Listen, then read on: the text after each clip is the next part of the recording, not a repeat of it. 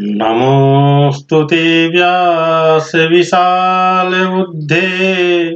फुल्लारविन्दायतपत्रनेत्र येन त्वया भारततैलपूर्णः प्रज्वालितो ज्ञानमयप्रदीपः। नमो नमः। मैं सुबोध कुमार साहू, संस्कृत विभाग, अनुबंधित सहायक प्राध्यापक, संत कोलंबा महाविद्यालय, विनोबा भावे विश्वविद्यालय, हजारीबाग। स्नातक के शिष्य समसत्र में वक्रोक्ति जीवितम पठनीय है, जो कि आचार्य कुंतक द्वारा विरचित है। वक्रोक्ति जीवितम में 3 मार्ग बताए गए हैं: सुकुमार मार्ग, विचित्र मार्ग एवं मध्यम मार्ग, जिसमें सुकुमार मार्ग का निरूपण हम लोग कल कर चुके हैं। कल सुकुमार मार्ग पर चर्चा हो चुकी है। आज हम लोग विचित्र मार्ग की चर्चा करेंगे। विचित्र मार्ग क्या है? तो विचित्र मार्ग पर भी इसी प्रकार से सुकुमार मार्ग के समान ही विचित्र मार्ग के भी स्वरूपों का निरूपण करते हैं। उसमें क्या क्या है बता रहे हैं। पहला कि प्रतिभा प्रथमोद्भेद समये यत्र वक्रता शब्दाभिधेययोरन्तः स्फुरतीव विभाव्यते। फिर से एक बार कारिका हम लोग देखेंगे। प्रतिभा प्रथमोद्भेद समये यत्र वक्रता शब्दाभिधेययोरन्तः स्फुरतीव विभाव्यते। अब यहाँ पर बता रहे हैं कि प्रतिभा प्रथमोद्भेद समये, प्रतिभा के प्रथम उद्भेद, प्रथम विलास के समय पर ही शब्दाभिधेयो अंतः स्फुरतीव, शब्द और अभिधेय, शब्द और उसका जो अभिधेय अर्थ है उसके अंतः स्फुरतीव, अंदर में स्फुरित होती हुई वक्रता, वक्रता यत्र विभाव्यते, जहां पर प्रतीत होती है, स्फुरित होती हुई प्रतीत होती है।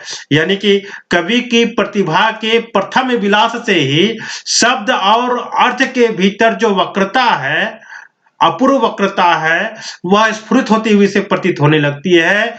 उसको हम लोग विचित्र मार्ग कहते हैं। विचित्र मार्ग का पहला यह स्वरूप हो गया। आगे स्वरूप में बतला रहे हैं कि अलंकारस्य कवयो यत्रालंकरणान्तरम् असंतुष्टा निबध्नन्ति हारादेर्मणिबन्धवत्। फिर से एक बार कारिका हम लोग देखेंगे। अलंकारस्य कवयो यत्रालंकरणान्तरम् असंतुष्टा निबध्नन्ति हारादेर्मणिबन्धवत्।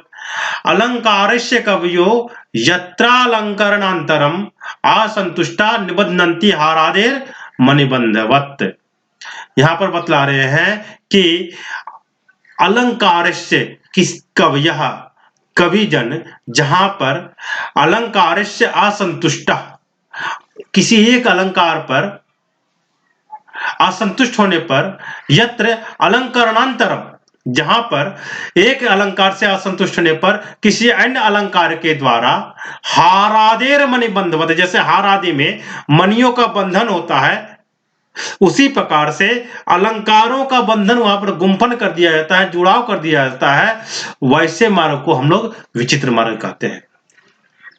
आगे फिर बताया जा रहा है कि रत्न रश्मि छटोत्सेक भासुरैर्भूषणैर्यथा कांता शरीरमाच्छाद्य भूषायै परिकल्प्यते। फिर से कारिका हम लोग देखें। रत्न रश्मि छटोत्सेक भासुरैर्भूषणैर्यथा कांता शरीरमाच्छाद्य भूषायै परिकल्प्यते।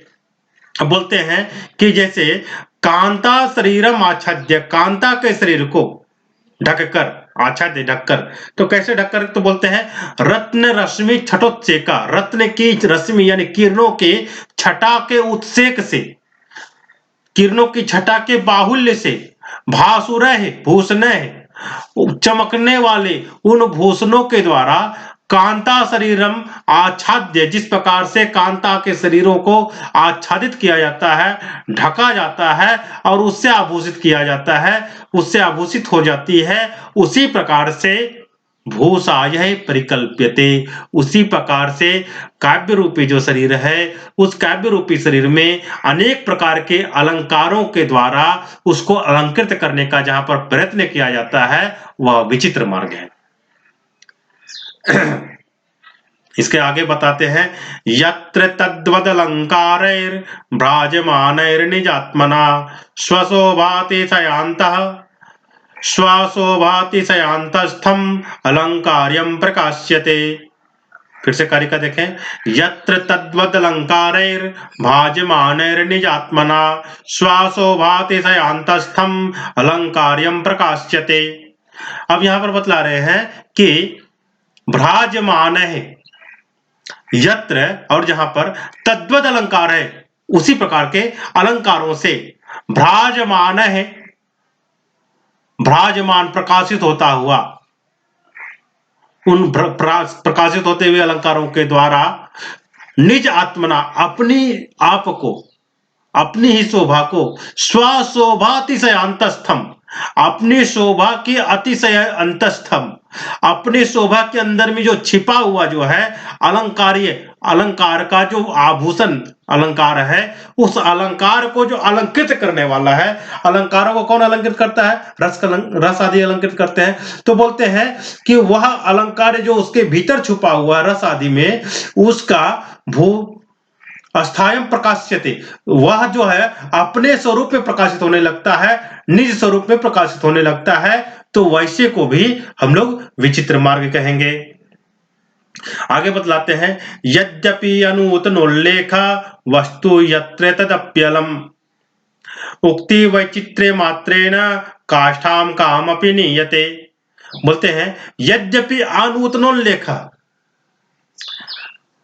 जैसे कि वह कवि जो है लिखे हैं वह अनूतन है, पुराना ही है, लेकिन वस्तु यत्र तदपि अलम, फिर भी वहां पर उसका जो वस्तु है, उसका जो वस्तु का निर्देश जो है, जो बतलाना वह चाह रहा है, वह उससे भी अलम है, उससे भी अधिक पर्याप्तता को प्राप्त किए हुए। कैसे? तो बोलते हैं, उक्ति वैचित्र्य मात्रेण, अपने उक्ति के चमत्कार मात्र से, उक्ति की विचित्रता मात्र के द्वारा काष्ठाम कामपि नीयते, किसी अन्य दिशा में ले जाते हैं, किसी अन्य चरम सीमा को प्राप्त करा देते हैं, उसको भी हम लोग विचित्र मार्ग कहेंगे। आगे बतलाते हैं, यत्रान्यथा भवत् सर्वम् अन्यथैव यथा रुचि भाव्यते प्रतिभोल्लेखम् महत्वेन महाकविः। फिर से कारिका देखें, यत्रान्यथा भवत् सर्वम् अन्यथैव यथा रुचि भाव्यते प्रतिभोल्लेख महत्वेन महाकविः। अब बोलते हैं, महाकवि प्रतिभोल्लेख महत्वेन, महाकवि जो है वो प्रतिभा के प्रयोग के प्रभाव से, यत्र अन्यथा भवत् सर्वम, जहां पर अन्य सभी को,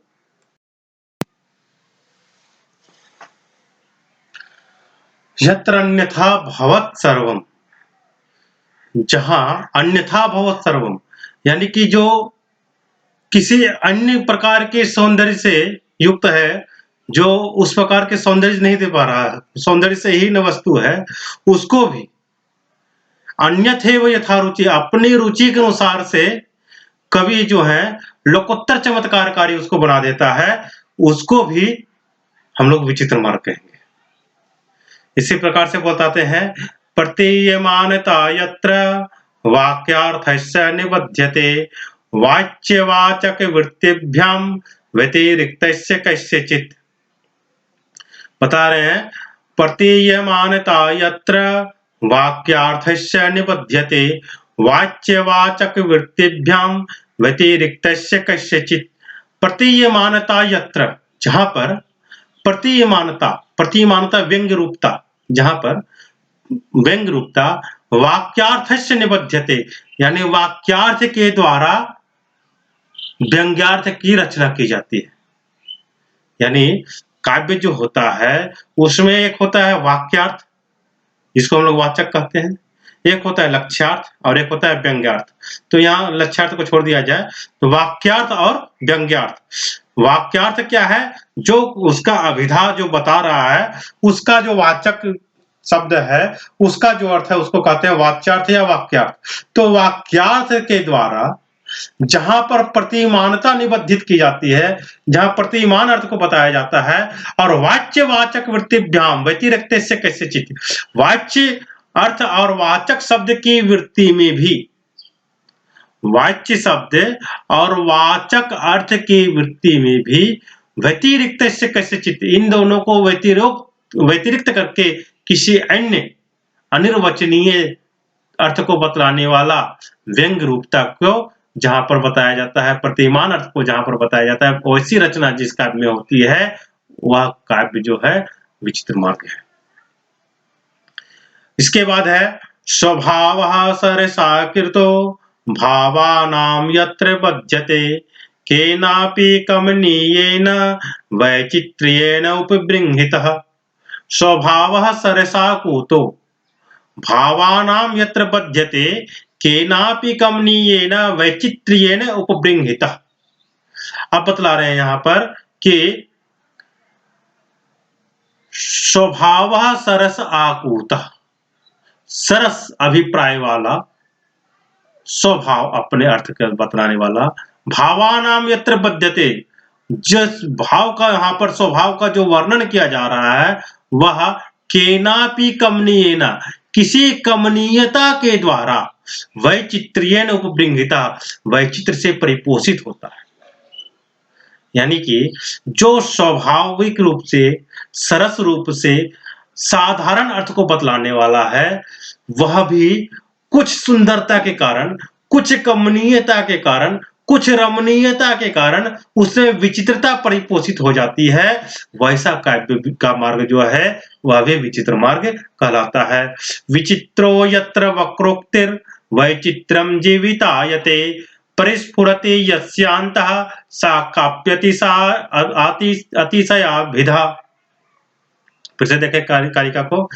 विचित्रो यत्र वक्रोक्ति वैचित्र्यम जीवितायते परिस्फुरति यस्यान्तः सा काप्यतिशयाभिधा। अब बोलते हैं यत्र, जहां पर वक्रोक्ति वैचित्र्यम, वक्रोक्ति का वैचित्र्य ही जीवितायते, जीवन के समान प्रतीत होता है। वक्रोक्ति का वैचित्र्य जहां पर जीवन के समान प्रतीत होता है, और परिस्फुरति यस्यान्तः, और जिसके अंदर में ही परिस्फुरित होता रहता है, अपूर्व अतिशयता जो है, कापी अतिशयाभिधा, कोई अतिशय अभिधा जो है, अभिधा की अतिशयता जो है वह परिस्फुरित होती रहती है, स्फुरित होती रहती है, उसको हम लोग विचित्र मार्ग कहेंगे। फिर से इसको समझ लें एक बार।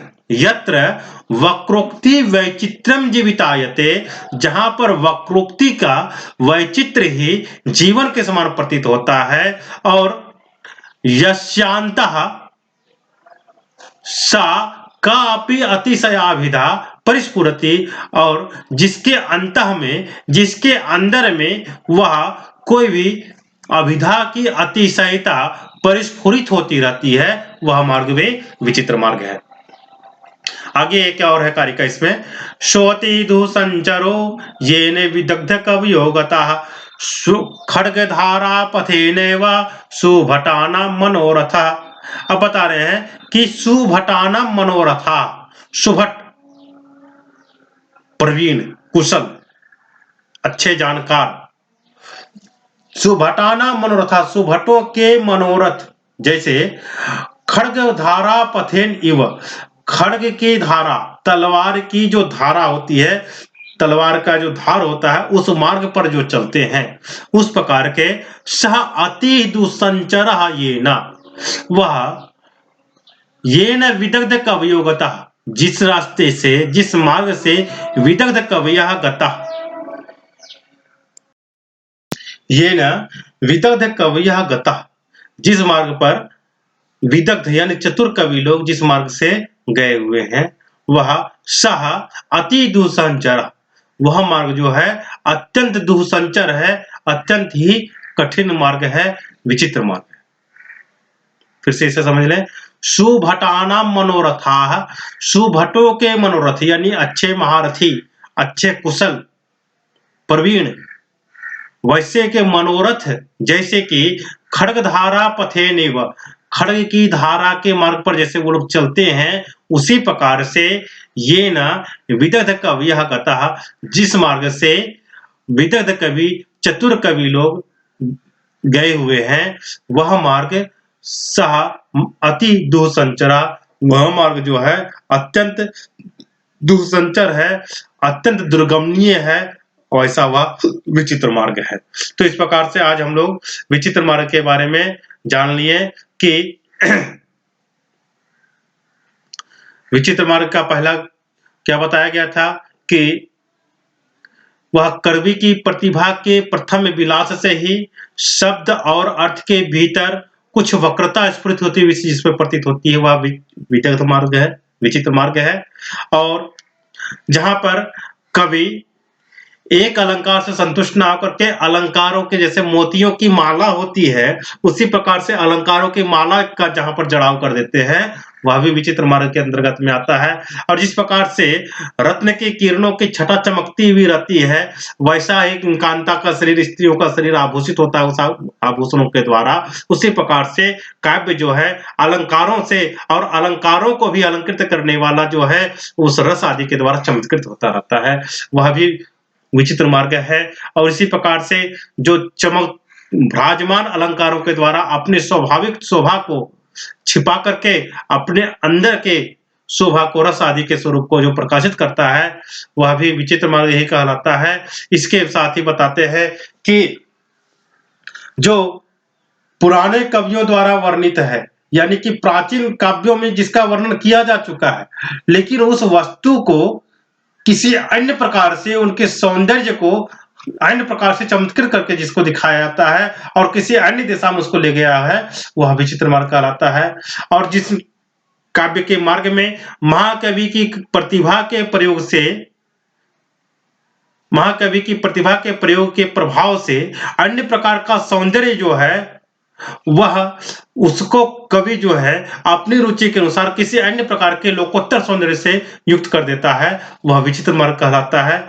और जहां पर वाच्य और वाचक की वृत्ति से भिन्न किसी अनिर्वचनीय वाक्यार्थ विषय की प्रतिमानता की रचना जिस मार्ग में की जाती है, वह भी विचित्र मार्ग है। और जहां किसी कमनीय वैचित्र से परिपोषित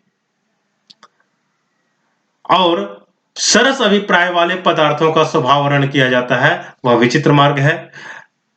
यह विचित्र मार्ग जो है, यह वक्रोक्ति का वैचित्र जो है, वो जीवन के समान प्रतीत जहां पर होता है, और जहां जिसके अंदर किसी अपूर्व अतिशय की अभिधा कथन उक्ति भी जो स्फुरित होती रहती है, वह विचित्र मार्ग है। जिस प्रकार से सुभट के मनोरथ वाले खड्ग की धारा पर जैसे चलते हैं, उसी प्रकार से चतुर कवि लोग जिस मार्ग से गए हुए हैं, वह जो दुष्कर मार्ग है, वह विचित्र मार्ग है।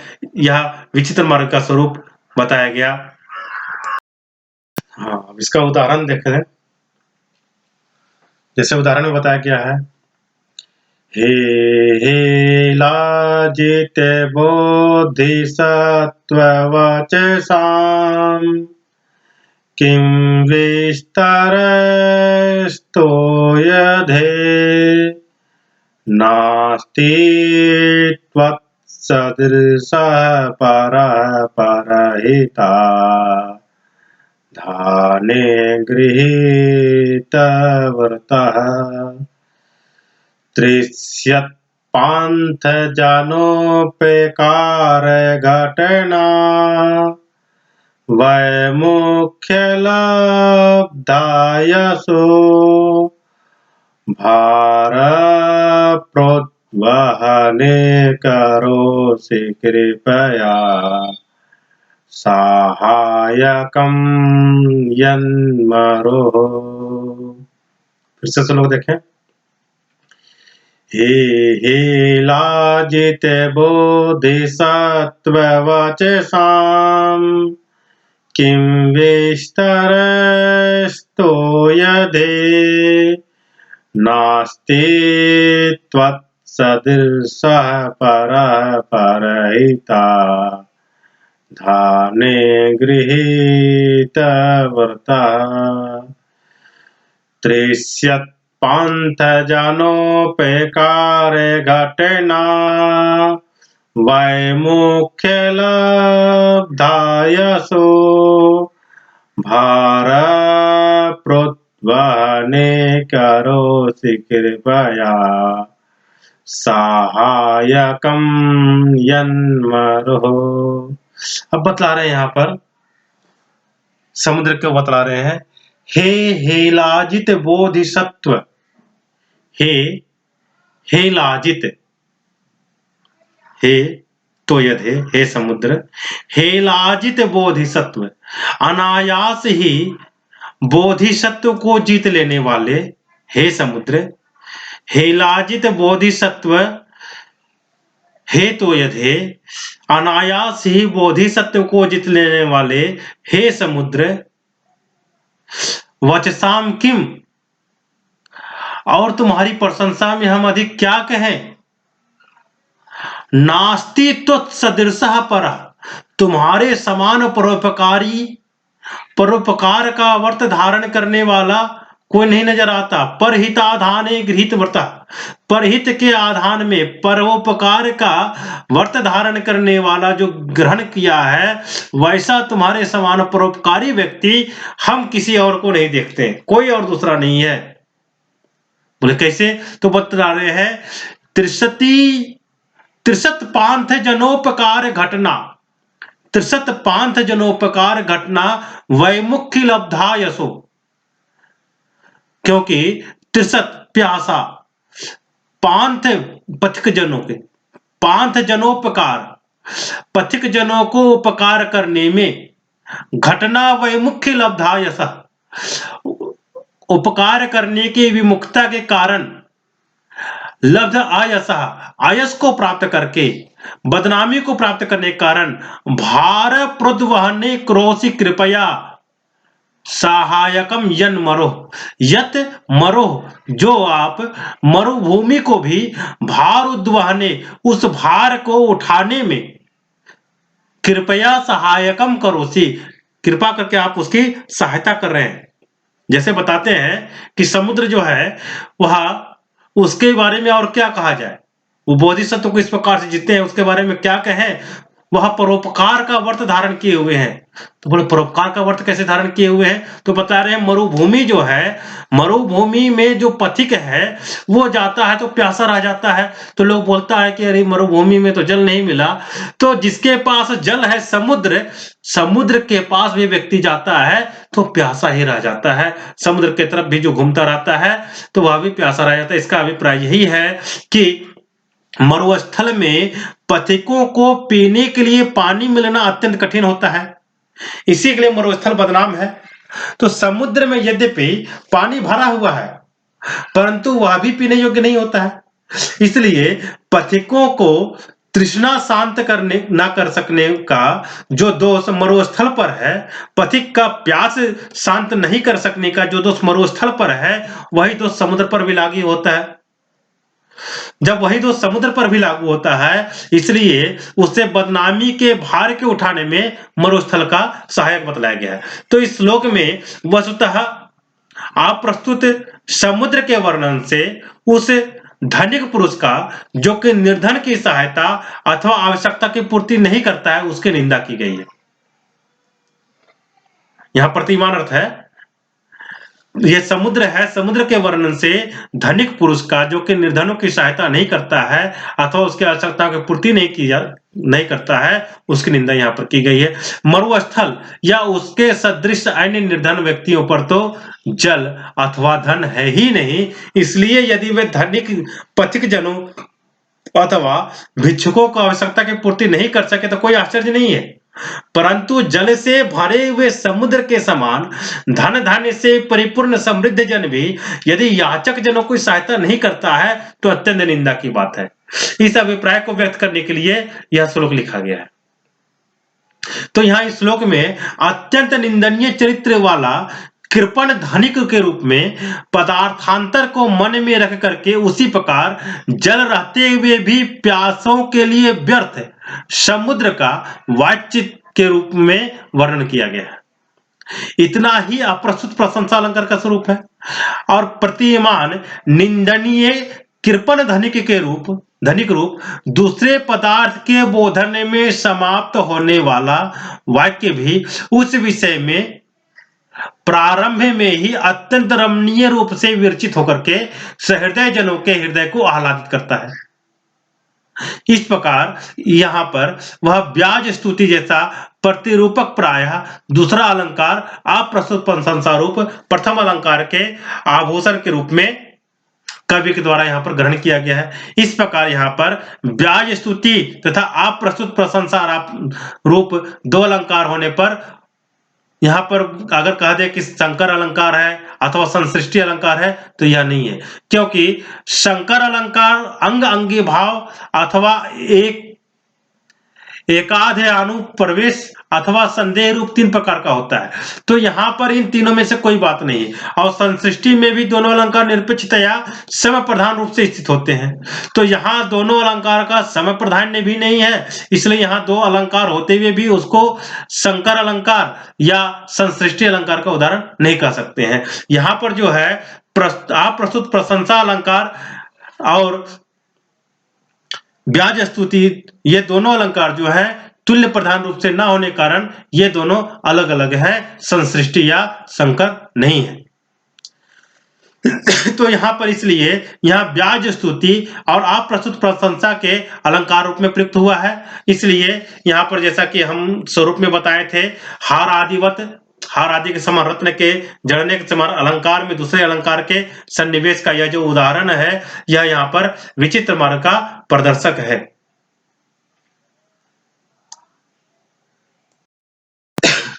इसी प्रकार से अन्य भी उदाहरण दिए गए हैं। तो अब हम लोग ऐसो विचित्र मार्ग के अन्य उदाहरणों पर ध्यान ना दे करके विचित्र मार्ग के गुणों पर ध्यान देंगे। विचित्र मार्ग के भी गुण बताए गए हैं। विचित्र मार्ग का पहला गुण बताया गया है माधुर्य गुण। उसका लक्षण बताया गया इस प्रकार से, वैदग्ध्यस्यान्द माधुर्यम पदानामत्र बध्यते याते यत्यक्त शैथिल्यम बंधे बंधुरतांगताम।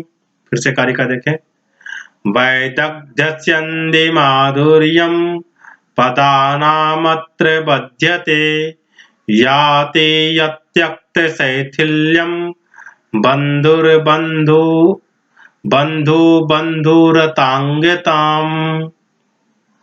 मतलब कि वैदग्ध्यस्यन्दी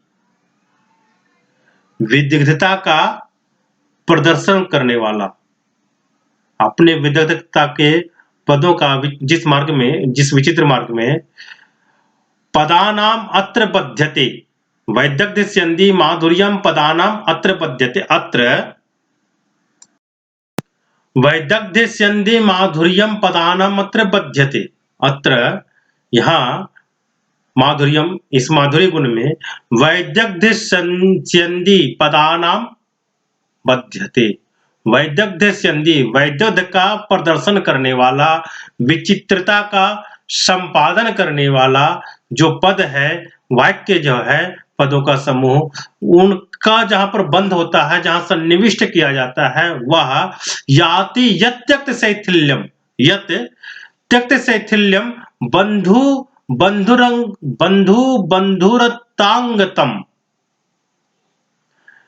यत जो त्यक्त शैथिल्यम शिथिलता को त्याग करके, कोमल भाव को छोड़ करके, शैथिल्यम बंधम शैथिल्य बंध को, कोमल भाव वाली रचना को छोड़ करके, बंधुरता अंगताम सुंदरता का अंग जो बनाता है, वैसे स्थान पर जो जाता है वह जो है वह सौंदर्य का जो उपकरण बन जाता है रचना जिसकी, वह माधुर्य गुण है। फिर से एक बार देख लें हम लोग, वैदग्ध्यस्यन्दी माधुर्यम पदानाम अत्र बध्यते याति यत्यक्त शैथिल्यम बंधे बंधुरतांगतम। बोलते हैं यहाँ पर कि जहां पर विदग्धता की संधि यानी विचित्रता का जो संपादक है, विचित्रता का जो प्रदर्शक है, वैसे रास्तों में जो पद का अवयव रूप से जो सन्निविष्ट जहां पर किया जाता है, जहां पर बंधन किया जाता है, और जहां पर यत त्यक्त शैथिल्यम बंध, जहां पर शिथिल बंधता को, कोमल भाव को छोड़ करके बंधुरता अंगताम, सुंदरता का अंग जहां पर बन जाता है, वैसे अंग जहां पर, उस अंग को जहां पर प्राप्त करते हैं, उसको हम लोग कहते हैं माधुर्य गुण। जैसा कि इसका उदाहरण में बताया गया है, किम तारुण्य तरोरियम रस भरो भिन्ना नवा वल्लरी लीला प्रोच्छलितस्य किं लहरिका लावण्यवाराम्निधः उद्गाढोत्कलिका बातां स्वसमयोपन्यासविसृम्भिणः किं साक्षादुपदेशयष्टिरथवा देवस्य श्रृंगारिणः। फिर से श्लोक देख लें। किं तारुण्यतरोरियं रसभरो भिन्ना नवा वल्लरी लीला प्रोच्छलितस्य किं लहरिका लावण्यवाराम्निधः उद्गाढोत्कलिकावतं स्वसमयोपन्यासविसृम्भिणः किं साक्षादुपदेशयष्टिरथवा देवस्य श्रृंगारिणः। यहाँ बतला रहे हैं, किम तारुण्य तरोह इयम, क्या यह नव यौवन रूप वृक्ष की यह रस भरोद भिन्ना नवा वल्लरी, रस भर, रसों के बाहुल्य से उद्भिन्न यानी कि खिली हुई, नवा वल्लरी नवीन लता है, क्या यह नव यौवन रूप वृक्ष के रस बाहुल्य से खिली हुई नवीन लता है। लीला प्रोच्छलितस्य किम लहरिका लावण्यवाराम निधा, अथवा मर्यादा का अतिक्रमण करने वाली सौंदर्य सागर की लहर है, अथवा अत्यंत उत्कंठित होने वाले प्रेमियों का अपने सिद्धांतों का शिक्षा देने के लिए तत्पर श्रृंगार रस के कामदेव की उपदेश यष्टि है। उद्गाढोत्कलिकावताम मतलब कि अत्यंत उत्कंठित होने वाले, कलिकावताम स्वसमयोपन्यास विसृम्भिणः अपने समय का उत्कंठित होने वाले प्रेमियों के वैसे सिद्धांत का, वैसे विश्रम्भी लोगों को किम साक्षात उपदेश यष्टि अथवा, क्या उसको कामदेव के साक्षात उपदेश देने वाले वैसा देवश श्रृंगारिणा, वैसे कामदेव के उपदेश यष्टि यानी शिक्षा देने वाली जादू की छड़ी है क्या। तो इसमें जो है कामिनी नायिका के ऊपर वल्लरी, लहरिका, उपदेश यष्टि आदि का आरोप होने पर यहाँ रूपक अलंकार है, और उसके सौंदर्यातिशय के उत्पादन के लिए उपनिबद्ध यहाँ पर संदेहालंकार से सहृदयों के लिए अत्यंत चमत्कारजनक प्रतीत हो रहा है। तो इस प्रकार से यहाँ पर जो है माधुर्य गुण पूर्णतः परिस्फुरित हो रहा है। जैसा कि माधुर्य गुण में बताया गया था, वैदग्ध्य संधि माधुर्यम पदानामत्र बध्यते, विदग्धता के सिंधन के द्वारा यहाँ पर क्या है, जो कुछ भी विदग्धता के द्वारा ही यहाँ पर दिखलाया जा रहा है। और त्यक्त शैथिल्यम बंध, शिथिल बंधता को त्याग करके बंधुरता अंगताम, सौंदर्यता के अंग को, सुंदरता के अवयव को जो धारण कर लेता है वह माधुरी गुण है। तो यहाँ पर यह माधुरी गुण का उदाहरण है। माधुरी के बाद अब है सो प्रसाद गुण के बारे में बताया गया है। असमस्त पदन्यासः प्रसिद्ध कविर्वर्त्मनि किंचिदोजः स्पृशन् प्रायः प्रसादोऽप्यत्र दृश्यते। फिर से एक बार हम लोग कारिका देखें। असमस्त पदन्यासः प्रसिद्ध कविवर्त्मनि किंचिदोजः स्पृशन् प्रायः प्रसादोऽप्यत्र दृश्यते। असमस्त पदन्यासः, समस्त पदों का यानी समास के युक्त पदों का, असमस्त पद का यानी समास से रहित पदों का न्यास यानी रचना, और किंचित ओजा स्पर्शन, और कुछ कुछ ओज का स्पर्श, ओज गुण का हल्का हल्का स्पर्श जहां पर है वह कवि वर्तमनि प्रसिद्ध, कवि के मार्ग में प्रसिद्ध प्रसाद अपि अत्र दृश्यते, प्रसाद गुण भी यहाँ पर विचित्र मार्ग में देखा जाता है। इसका उदाहरण जैसे बताया गया है। अपांगगत तारकाष्टमित पक्ष्म पाले भृतः स्फुरत शुभके कांतयः स्मित समुद्गति द्योतिता विलास भर मंथरास्तरल कल्पितैक भ्रुवो जयन्ति रमणीर्पिता समद सुंदर दृष्टया। फिर से श्लोक देखें।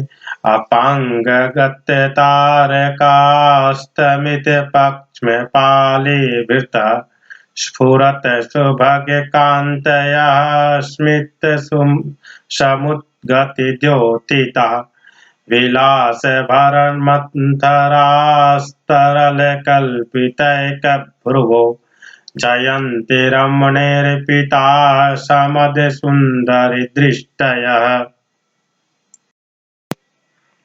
यहां बताया गया है समद सुंदरी दृष्टयः, मदमाती सुंदरियों की दृष्टि, वह जो है जयंती रमणे अर्पिता, वह रमणों के लिए यानी कि उसके प्रियतमों के लिए समर्पित है, उसी के लिए अर्पित की गई है।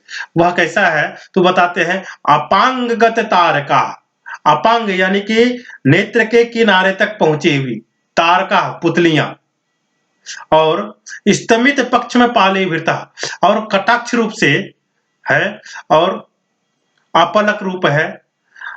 इसके बाद साथ ही स्फुरत शुभग कांतया, और सुंदर कांति से सुशोभित है। स्मित समुद्र गति द्योतिता, और मुस्कुराहट के आ जाने से वह चमकती हुई है। विलास भर मंथरा, और हाव भाव के आभर से यानी अधिक होने से मंथर है।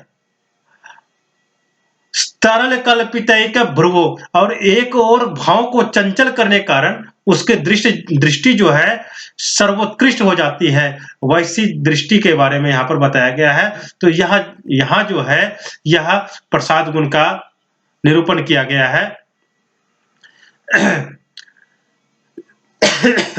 यहाँ पर आज समस्त बताया गया था, समस्त पद ज्यादा नहीं है, समस्त पद की कमी है, और समस्त पद से भी रहित होने के कारण भी यहाँ पर ओज का तनिक सा स्पर्श किया हुआ है, हल्का फुल्का ओज गुण का भी स्पर्श किया हुआ है।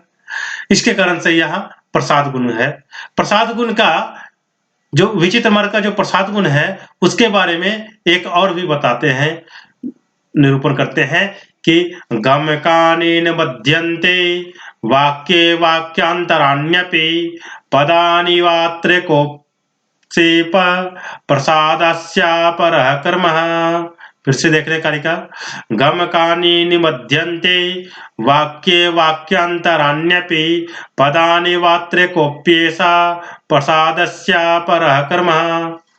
बोलते हैं यहाँ पर कि गमकानि निबध्यन्ते वाक्ये वाक्यांतराण्यपि, यानी कि वाक्य में वाक्यांतरान्यपि अन्य वाक्यों से भी ग्रथित किए हुए जो हैं वह गमकानि निबध्यन्ते, यानी जो उसका अर्थ जो प्रकट होने वाला है उसको निबंधित करते हैं। और पदानि इव अत्र कोपि एषः, पदानि इव वैसे पदों के समान ही अन्वित, यहाँ कोई ऐसा प्रसादस्य अपरः कर्मः, प्रसाद गुण का या कोई दूसरा ही प्रकार है। तो यानी इसका अर्थ हुआ कि जिस विचित्र मार्ग में वाक्य में परस्पर अन्वित पदों के समान परस्पर अन्वित रूप से अन्य सुंदर व्यंग्य अर्थ के व्यंजक रूप अन्य वाक्य भी ग्रंथित किए जाते हैं, वह भी प्रसाद गुण का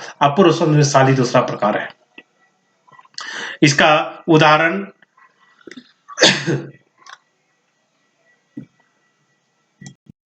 इस प्रकार है। नामाप्यन्यतरो निमीलितमभूत् तत्तावदुन्मीलितम् प्रस्थानिष्खलतः स्ववर्त्मनिविधेर् यत् गृहीतः करः लोकश्चायमदृष्टदर्शनकृतात् दृग्वैसादुद्भूतो युक्तं काष्ठिकलोनेवान् यदसितामान् ना तामां मालिकिम्। श्लोक देखें। नामाप्यन्तरोर्निमीलितमभूत् तत्तावदुन्मीलितम् प्रस्थानिष्खलतः स्ववर्त्मनिविधेरन्यत् गृहीतः करः लोकश्चायं दृष्टमदर्शनकृता दृग्वैशेषादुद्धृतो युक्तं काष्ठिकलोनेवान् यदसिताम् आम्रालिमाकालिकीम्। यहाँ पर बिना काल का ही, मतलब कि आम्र की पंक्ति बिना काल के ही, बिना अकाल में ही आम्र की पंक्ति के कारण, उस फसल पे फलने वाली आम्र की पंक्ति के कारण अन्य वृक्षों का नाम लुप्त सा हो चला है। इसके बारे में बताया जाता है कि नामापि अन्यतरो निर्मिलितम, अन्य वृक्षों का नाम भी जो है वो लुप्त होता जा रहा है, निमिलित होता जा रहा है। निमिलितम भूत तावद उन्मीलितम, और उसका उद्धार हो गया। प्रस्थाने स्खलता स्ववर्तमनि विधेर अन्यत गृहीतः करः। इसे लगता है कि ब्रह्मा अपने मार्ग से चलते हुए अकाल में आमों के फलने से स्खलित पतित सा, यानी पथभ्रष्ट जो हो रहा था, उसका हाथ पकड़ के उसको सहारा दे दिया है।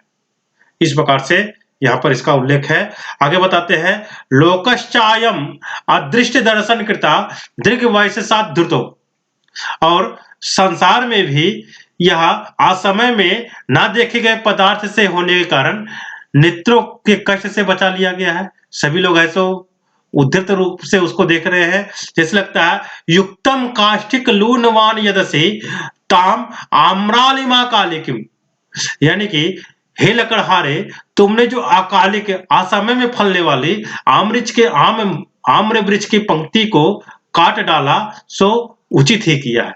यानी कि अब वो नहीं रहेगा, तो इसके कारण अन्य का लोप नहीं होगा। तो यहां पर भी प्रसाद गुण है। इसके बाद लावण्य गुण के बारे में बताया गया है।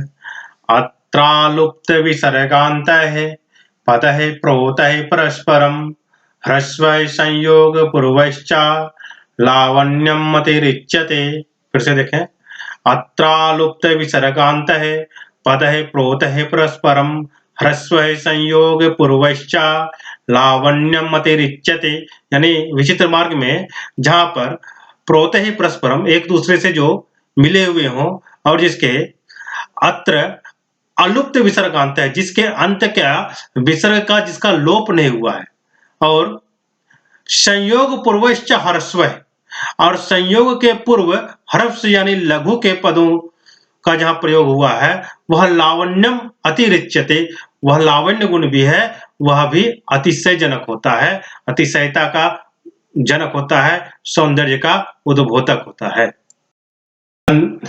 जैसे कि इसका उदाहरण दिया गया है, श्वासोत्कंपतरंगे निस्तन तटे धौतांजन श्यामला कीर्यन्ते कणशः कीर्षाङ्गिके ममी वाष्पाम्भसां बिन्दवः किञ्चाकुञ्चितकण्ठरोधकुटिलाः कर्णामृतस्यन्दिनो हुङ्कारः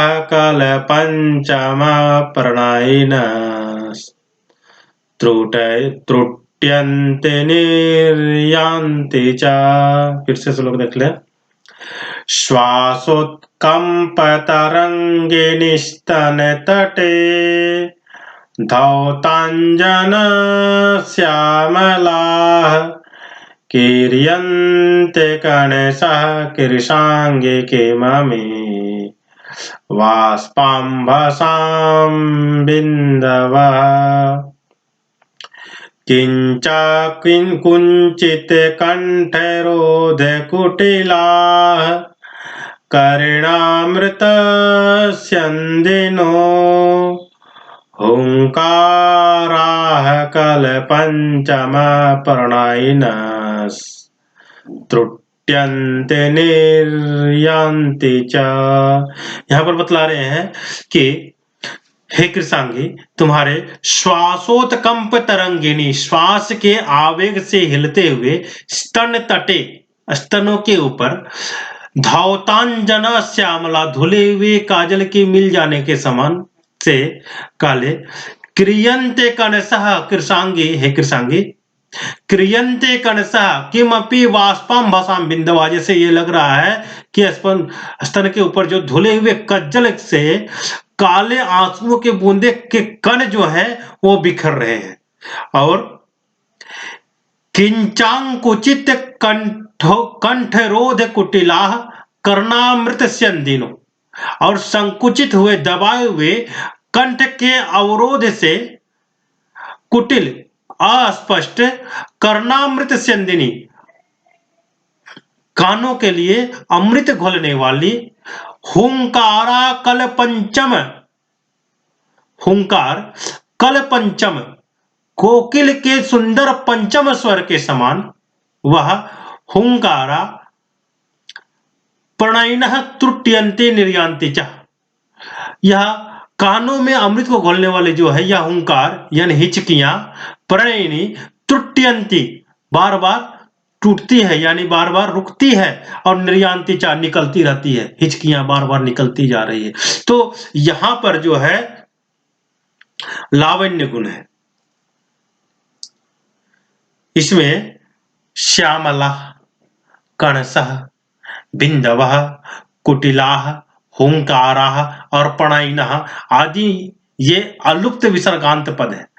प्रथम चरण में कंप में प के संयोग के पूर्व का, तरंगित में ग के संयोग के पूर्व रा, और स्तन में स्ता के संयोग के पूर्व णी, तीसरे चरण में किंच में च के प्रयोग के पूर्व की, तथा कंठ में ठ के संयोग के पूर्व का, तथा कर्ण में न के संयोग के पूर्व का इत्यादि संयोग के पूर्व ह्रस्व वर्ण पाए जाते हैं। और श्वासोत्कंप तरंगिणी तथा धौतांजन श्यामला, धौतांजन श्यामला आदि श्लोक के सारे पद एक दूसरे से जुड़े हुए हैं।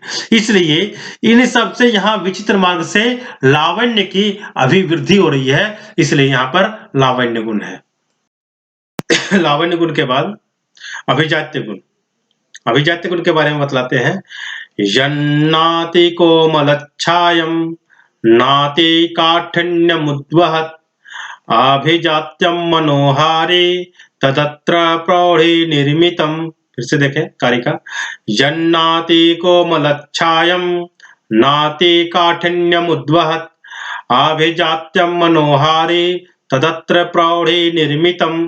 बोलते हैं यत ना अति कोमलच्छायम, जहां पर ना ही अधिक कोमलता की छाया से युक्त हो, जिस विचित्र मार्ग में जो ना तो अधिक कोमलता की छाया से युक्त हो, ना अति काठिन्यम उद्भवत, और ना ही अत्यंत कठिनता को प्राप्त हुआ हो, वैसा मनोहारी प्रौढ़ी निर्मितम, मनोहारी और प्रौढ़ी से निर्मित, प्रौढ़ी गुणों से युक्त निर्मित मनोहारी सुंदर जो है वह अत्र तत् मन अभिजात्यम, वह यहां पर अभिजात्य गुण है।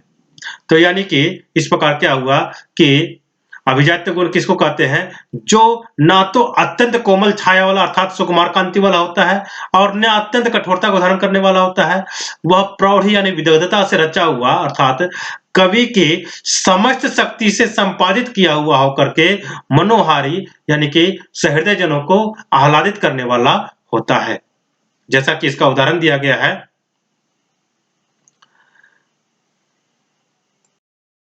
अधिकर तल तल्पम कल्पित स्वाप लीला परिमलन निमीलत पांडिमा गण्डपाली सुतनु कथय कस्य व्यंजस्य यंजसेवा स्मर नरपति के लिए राज्याभिषेकम। फिर से कारिका श्लोक को देखेंगे हम लोग।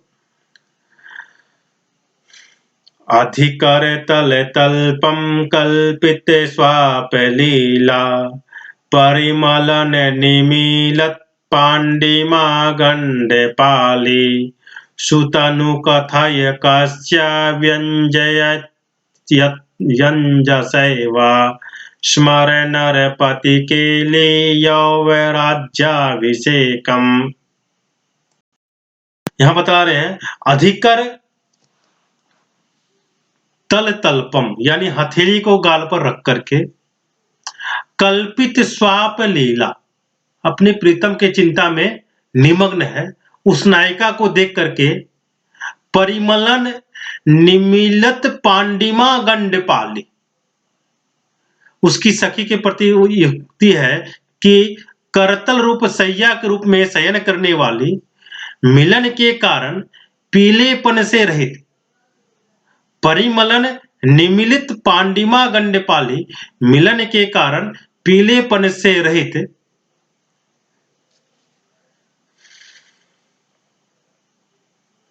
सुतनु कथय कस्य व्यंजयत यंजसेवा।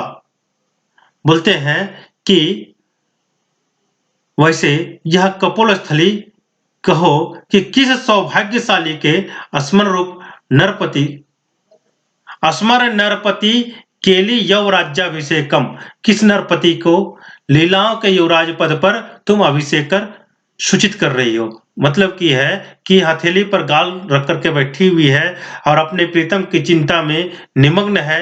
वैसी नायिका को देख करके उसकी सखी कह रही है कि हथेली रूप सैया के ऊपर शयन करने वाली हथेली के साथ मिलन के कारण पीलेपन से रहित हथेली के रगड़ से जो लाल पड़ी हुई है वह कपोल स्थली कहो किस सौभाग्यशाली के स्मर रूप नरपति के लीलाओं के युवराज पद पर अभिषेक को सूचित कर रही हो। तो यहां पर